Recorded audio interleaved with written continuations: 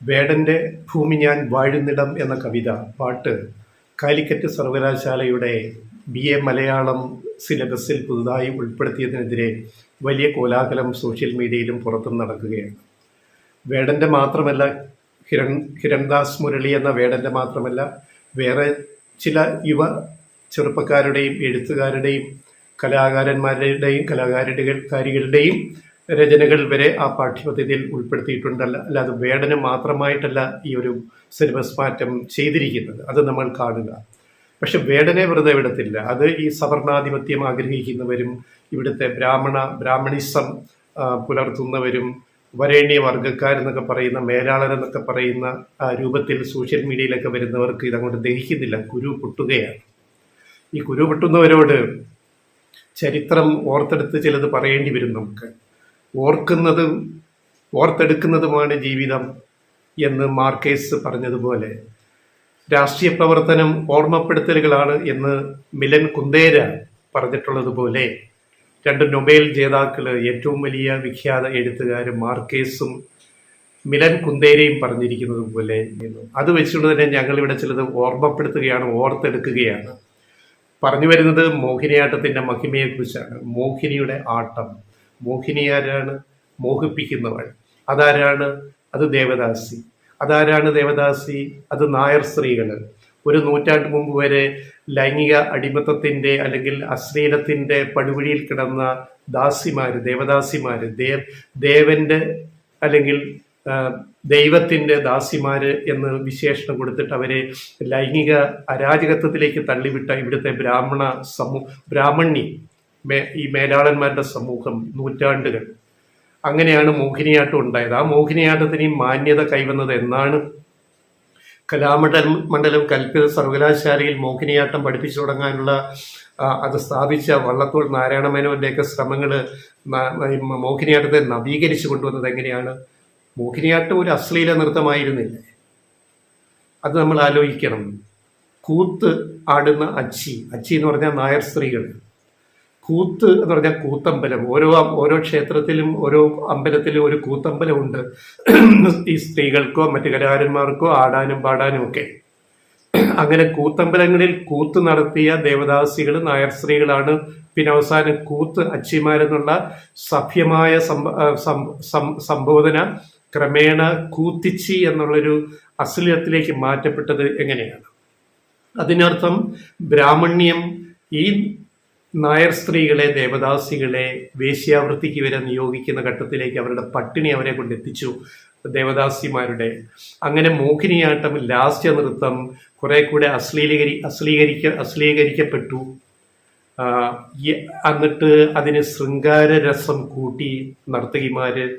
ലാസ്യം എന്ന് പറഞ്ഞാൽ ശൃംഗാരത്തിൽ അധിഷ്ഠിതമായ നൃത്തരൂപമാണ്, അല്ലെ ആട്ടമാണ്. അതാണല്ലോ കൂത്തും കൂത്തച്ചിയും വന്നത്. അതിനെ ക്രമേണ ശൃംഗാര എലമെന്റ് അതിൽ കൂട്ടി ഇത് കാണാനെത്തുന്ന പുരുഷന്മാരെ ആകർഷിക്കുന്ന വിധത്തിൽ അതിന്റെ നിലവാരം ഒരുതരം സെക്ഷുവാലിറ്റിയിലേക്ക്, അതായത് ലൈംഗിക അരാജകത്വത്തിലേക്ക് എത്തിച്ചു. അത് അവരുടെ ദാരിദ്ര്യം അതിന് കാരണമാണ്. അങ്ങനെയാണ് മോഹിനിയാട്ടം ഉണ്ടായത്.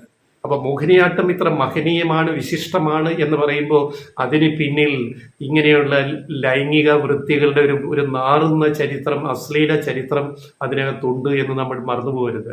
വേടനെ കലാമണ്ഡലത്തിന്റെ പടി കയറ്റുന്നതെന്ന് വന്നിരുന്ന് ആക്രോശിക്കുന്ന കുറെ സോഷ്യൽ മീഡിയ ജീവികളുണ്ട്, ഇവിടുത്തെ സംഘപരിവാർ ഹാൻഡിലുകൾ ഉൾപ്പെടെ.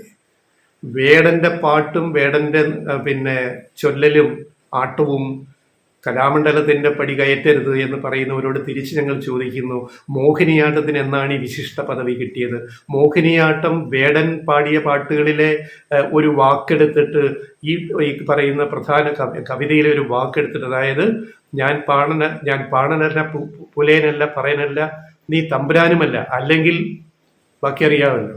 ആ ഒരു വാക്ക് പറഞ്ഞതിനെ പിടിച്ചിട്ട് വേടന്റെ മുഴുവൻ അശ്ലീലമാണ്. വേടന്റെ കവിതകൾ വായിച്ചു നോക്കുക, ഓരോന്നും അതിന്റെ വരികൾ വായിച്ചു നോക്കാൻ സംഖ്യകൾ തയ്യാറാവണം, അതിന്റെ അർത്ഥം അറിയാൻ തയ്യാറാവണം. ചാട്ടുളി പോലെ വരുന്ന വാക്കുകൾ, അതിന്റെ ധ്വനി പ്രയോഗങ്ങള്, പിന്നെ അതിന്റെ താളാത്മകത, ഇതൊക്കെ നോക്കുമ്പോൾ വേടൻ വെറും +2 വരെ പോയി SSLC പാസ്സായി +2 പോലും ജയിക്കാത്ത ഒരു വേടൻ ഹിരൺദാസ് മുരളി ഇങ്ങനെ ചാട്ടുളി അതായത് പൊള്ളുന്ന കവിതകൾ എഴുതുന്നെങ്കിൽ അത് കവിത്വമുള്ളത് കൊണ്ടാണെന്ന് മനസ്സിലാക്കാനുള്ള സാമാന്യ ബോധം സംഘികൾക്ക് ഇവിടുത്തെ ബ്രാഹ്മണിസത്തിന്റെ ആൾക്കാർക്ക് ഉണ്ടാവേണ്ടതാണ്. മോഹിനിയാട്ടത്തെ പുകഴ്ത്തുന്നവർ മോഹിനിയാട്ടത്തിന്റെ ചരിത്രം ഇതാണെന്ന് മനസ്സിലാക്കണം. അങ്ങനെയാണ് കൂത്തച്ചി ഉണ്ടായത്, കൂത്തിച്ചിയായത്, എങ്ങനെയാണ് തേവടിച്ചി ഉണ്ടായത്, തേവടിയാട്ടം എങ്ങനെ തേവടിച്ചി ഉണ്ടായത്, എങ്ങനെയാണ് പുലിയാടിച്ചി ഉണ്ടായത്, ഇതെല്ലാം എങ്ങനെയാണ് അശ്ലീല പദങ്ങളായത്. അതേപോലെയുള്ളൂ വേടൻ പറയുന്ന മൈ. അതൊരു ഒരു വലിയ തെറിയാണോ, അശ്ലീലമാണോ? നമ്മളൊക്കെ നമ്മുടെ ഈ പറയുന്ന പിയർ ഗ്രൂപ്പുകളിൽ എവിടെയും കേൾക്കുന്ന ഒരു വാക്കാണിത്, മൈ, ബാക്കി ഡാഷ്. ആ മൈ എന്ന് പറഞ്ഞു കഴിഞ്ഞാൽ എന്താണ്? ഡാ മൈ, ഇങ്ങോട്ട് വേണം, നീ എന്ത് മൈ ചെയ്യാനാണടാ ഒക്കെ സ്നേഹത്തോടെ സൗഹാർദ്ദങ്ങളിൽ കൂട്ടുകാർ അങ്ങോട്ടും ഇങ്ങോട്ടും പറയുന്ന ഒരു മൈനർ തെറി. ആണെന്ന് വെച്ചാൽ തന്നെ ഒരു മൈനർ തെറി മാത്രമാണ് ഈ വേടൻ തന്റെ കവിതയിൽ ഉപയോഗിച്ച ആ ഒരു മൈ വാക്കെന്ന് പറയുന്നത്. അതിനെയാണോ ഇത്ര പെരുപ്പിച്ച് കാണിക്കുന്നത്? പിന്നെ വേടന്റെ വേറെ ഏത് കവിതയിലാണ് അങ്ങനെ ഒരു അശ്ലീല വാക്ക് വന്നിട്ടുള്ളത്? നമ്മൾ അശ്ലീലം എന്ന് കൽപ്പിച്ചത്. അതായത് മൈ ചേർത്തുള്ള ആ വാക്ക്, രണ്ടക്ഷര വാക്ക് എന്ന് പറയുന്നത് എന്തായാലും അർത്ഥം, തമിഴ്നാട്ടിൽ അത് വളരെ ശ്ലീലമാണ്. മൈ ഡാഷ്, അത് അവിടെ ശ്ലീലമാണ്. മുടിക്ക് പറയുന്ന ഇതാണ്. ആ മുടിക്ക് ഈ മൈ പറഞ്ഞത് അതിനകത്തൊരു കൊളോയിക്കൽ മീനിങ് കൊണ്ടത് എങ്ങനെയാണ്? പ്യൂബിക് ഹെയർ, അതായത് മനുഷ്യന്റെ ഈ ജനനേന്ദ്രിയ ഭാഗത്ത്, ഗുഹ്യഭാഗത്ത് ഉണ്ടാകുന്ന പ്യൂബിക് ഹെയറിനെയാണ് ശരിക്കും മൈ എന്ന അതിൽ ഉദ്ദേശിച്ചിട്ട് പറയുന്നത്. അതുകൊണ്ടായിരിക്കും അതിനൊരു അശ്ലീല ചുവ വന്നത്. പക്ഷെ അത് സാധാരണമായിട്ട് ഉപയോഗിക്കുന്ന വളരെ വീര്യം കുറഞ്ഞ ഒരു തെറി മാത്രമാണ് മലയാളത്തിൽ മൈ എന്ന് പറയുന്നത്. അത് മലരെന്ന് ചിലപ്പോൾ നമ്മൾ പറയും, മലരന്മാർ എന്ന് പറയും, ഇത്തിരി ടെസ്റ്റ് ചെയ്തിട്ട്. അത് സഫ്യമാകുമ്പോൾ മറ്റേത് അസഫ്യം എന്നൊക്കെ തീരുമാനിക്കുന്ന ആരാണ്? അവിടെയാണ് മോഹിനിയാട്ടം എന്തായിരുന്നു അതിന്റെ പൂർവ്വചരിത്രം എന്ന് പറയുന്നത്. ഒന്നുകൂടി പറയാം, രാജാക്കന്മാര് മോഹിനിയാട്ടത്തെ നവീകരിച്ചു കൊണ്ടുവരാൻ ശ്രമിച്ചു. ഈ അശ്ലീലത്തിന്റെ ചുവയിൽ നിന്ന് മോഹിനിയാട്ടത്തെ കുറിച്ചുള്ള നല്ലൊരു കലാരൂപമായിട്ട് കൊണ്ടുവരാൻ അവർക്ക് അതിനൊരു മാന്യത കൊടുക്കാൻ ശ്രമിച്ചതിന്റെ ഭാഗമായിട്ട് സ്വാതി തിരുനാൾ, അദ്ദേഹം വലിയ സംഗീത ഉപാസകനായിരുന്നു, നമുക്കറിയാം. സ്വാതി തിരുനാൾ മോഹിനിയാട്ടത്തെ നവീകരിച്ചു. മോഹിനിയാട്ടം നർത്തകിമാരെ കൊട്ടാരത്തിൽ കൊണ്ടുവന്ന് പരിശീലിപ്പിച്ചു. അങ്ങനെ അതിനൊരു പുതിയ ഒരു ഭാവുകത്വം കൊണ്ടുവരാൻ ശ്രമിച്ചു. അതിനുശേഷമാണല്ലോ കലാമണ്ഡലത്തിലൊക്കെ ഇതിന്റെ കോഴ്സ് തുടങ്ങുന്നത്. മറ്റ് നൃത്തരൂപങ്ങൾ, ഭരതനാട്യം, അതുപോലെ ഏതും. എന്നാൽ സ്വാതി തിരുനാളിന് പിന്നാലെ വന്ന അതാണ് നമുക്ക് ചരിത്രബോധം ഉണ്ടാവണം എന്ന് പറയുന്നത്. ഓരോന്നിനെ പറ്റിയും പ്രകീർത്തിക്കുമ്പം നമ്മൾ പ്രകീർത്തിക്കുന്ന പലതിനും ഒരു 100 കൊല്ലം മുമ്പല്ല, ഒരു 50 കൊല്ലം മുമ്പ് അതിനൊരു അശ്ലീല ചരിത്രമുണ്ടോ എന്നുള്ളത് നമ്മൾ മറന്നു പോകരുത്. അപ്പൊ സ്വാതി തിരുനാളിന് പിന്നാലെ വന്ന ഉത്രം തിരുനാള്, അദ്ദേഹം കഥകളിയുടെ ഭ്രാന്തരായിരുന്നു.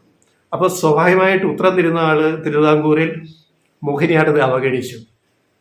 അപ്പൊ സ്വാതി തിരുനാൾ പരിശീലിപ്പിച്ച മോഹിനിയാട്ടം നർത്തകിമാര്, പിന്നെ അവരുടെ ശിഷ്യ പരമ്പരകൾ, അങ്ങനെ ഒരു വലിയ ഒരു സംഘമുണ്ടായിരുന്നു. അവരെല്ലാം ദാരിദ്ര്യത്തിലേക്ക്, പട്ടിണിയിലേക്ക് പോയി. മോഹിനിയാട്ടത്തെ പിന്നീട് വന്ന ഉത്രം തിരുനാൾ പ്രൊമോട്ട് ചെയ്യാതിരുന്നുകൊണ്ട് അദ്ദേഹം കഥകളിയുടെ പ്രാന്തരമായിട്ട് കഥകളിയെ മാത്രം പ്രൊമോട്ട് ചെയ്തപ്പം മോഹിനിയാട്ടം നർത്തകിമാര്, പഴയ ദേവദാസികള് പട്ടിണിയിലേക്ക് പോയപ്പോൾ അവര് അതിനെ വീണ്ടും ശൃംഗാരവൽക്കരിച്ചു. വേദികൾ പിടിച്ചെടുക്കാൻ വേണ്ടി പുരുഷന്മാരെ കൊണ്ടിരുത്തിയിട്ട് അതിനെ ചില നാടകീയ രൂപത്തിലേക്ക് മാറ്റി പുതിയ മോഹിനിയാട്ട രൂപങ്ങൾ ഈ പട്ടിണിയിൽ നിന്ന് രക്ഷപ്പെടാൻ കാശിന് വേണ്ടി മോഹിനിയാട്ടം നടത്തിയമാര് ചെയ്യേണ്ടി വന്നു. ശൃംഗാരത്തിന്റെ അംശം വീണ്ടും കൂട്ടി പുരുഷന്മാരെ സൂചിപ്പിക്കാൻ വേണ്ടി. അപ്പൊ അത് വീണ്ടും അശ്ലീലമായിട്ട് മോഹിനിയാട്ടം വീണ്ടും ഇകഴ്ത്തപ്പെട്ടു. തിരുവിതാംകൂറിന്റെ ചരിത്രത്തിൽ, കൊച്ചിയുടെ ചരിത്രത്തിൽ ഈ ചരിത്രം നമ്മൾ പഠിക്കണം. വന്നിരുന്ന് ഈ മേനി നടിക്കുന്ന ഇതിന് വലിയ വിശുദ്ധി കൽപ്പിക്കുന്ന ഇവിടുത്തെ ഈ സംഘപരിവാർ മേലാള ബ്രാഹ്മണിസത്തിന്റെ ആൾക്കാർ ഇത് മനസ്സിലാക്കണം. അല്ലെങ്കിൽ മനസ്സിലാക്കിയിട്ട് നിങ്ങൾ മിണ്ടാതിരിക്കുകയാണ്. അപ്പൊ അങ്ങനെ വന്ന ഒരു കലാരൂപമാണ് മോഹിനിയാട്ടം. അപ്പൊ വേടന്റെ കവിതകള് കലാമണ്ഡലത്തിൽ കയറ്റരുത് എന്ന് പറയാൻ ആരാണ് നിങ്ങളൊക്കെ? ആർക്കാണ് അവകാശം? മോഹിനിയാട്ടത്തിന് കലാമണ്ഡലത്തിൽ കയറാമെങ്കിൽ അശ്ലീല നൃത്ത രൂപമായിരുന്ന മോഹിനിയാട്ടത്തിന് കലാമണ്ഡലത്തിന്റെ പടികൾ കടന്നു കയറാൻ പറ്റുമെങ്കിൽ തീർച്ചയായും നാളെ വേടന്റെ കലാരൂപവും കലാമണ്ഡലത്തിൽ വന്നിരിക്കും. അത് തടയാൻ ഒരു ശക്തികൾക്കും സാധിക്കത്തില്ല. കാലത്തിന്റെ ഗതി മുന്നോട്ടാണെന്നുള്ളത്, നമ്മുടെ പ്രയാണം മുന്നോട്ടാണെന്നുള്ളത് നമ്മൾ മനസ്സിലാക്കണം. അത് മനസ്സിലാക്കാത്തവരുടെയൊക്കെ ഗതി ഇതാണ്.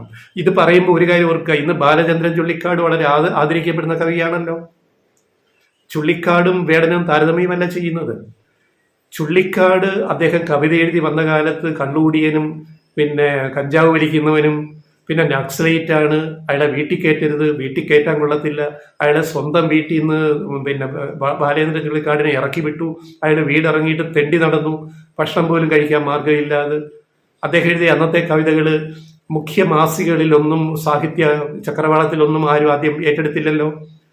പ്രാന്തപ്രദേശങ്ങളിലെ രണ്ടാം കിട അല്ലെ പുതിയ ചെറുപ്പക്കാർ തുടങ്ങിയ പുതിയ പുതിയ സംരംഭങ്ങളിലാണ്, പുതിയ പുതിയ മാസികകളിലാണ് ബാലേന്ദ്രൻ ചുള്ളിക്കാടിന്റെ ആദ്യ കവിതകൾ. ഇന്ന് നമ്മളെല്ലാം പാടി പൊക്കി നടക്കുന്ന ചുള്ളിക്കാടിന്റെ ആദ്യ കവിതകളൊക്കെ വന്നത് പ്രാന്ത മാസികകളിലാണ്. ഒരു മുഖ്യധാര മാസികയും ഒരു മാധ്യമങ്ങളും ഒരു പത്രവും ഒരു വീക്കിലിയും അത് കൊടുക്കാൻ തയ്യാറായില്ലല്ലോ.